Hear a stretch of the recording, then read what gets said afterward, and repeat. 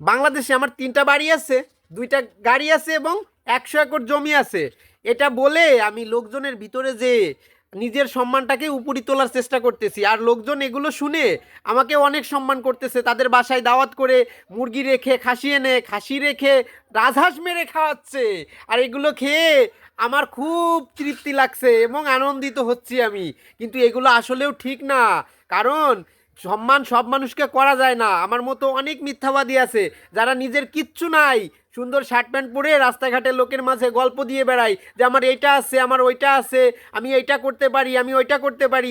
এগুলো আপনারা শুনে আপনাদের নিজের অর্থ নষ্ট করে ওই লোকজনগুলোকে অনেক সুন্দর সুন্দর খাবার এনে খাওয়াচ্ছেন। হয়তো ওকে খাওয়ালে, খুশি করলে আপনি কিছু টাকা পয়সা পাবেন, বা আপনাকে কেউ কোনো একটা ভালো জায়গায় একটা জমি গিফট করবে, বা একটা সোনার চেন গিফট করবে। বড়লোক মানুষ, ওর কাছে তো কোনো ব্যাপারই না এটা।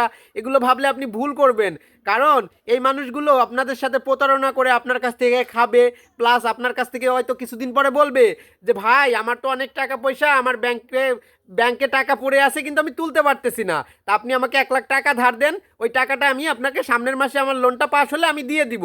এরকম বলে ওই টাকাগুলো নিয়ে এসে হারিয়ে যাবে, দিন শেষে আপনি ঠকবেন। এজন্য এই ধরনের মানুষের থেকে নিজেকে একটু দূরে রাখবেন। আর যারা অতিরিক্ত গল্প দেয় তাদের থেকে সেফ থাকবেন, কারণ অতিরিক্ত গল্পবাজ কখনো ভালো মানুষ হতে পারে না। একটা উপবাদ আছে, খালি কলসি বাজে বেশি। সকলকে ধন্যবাদ।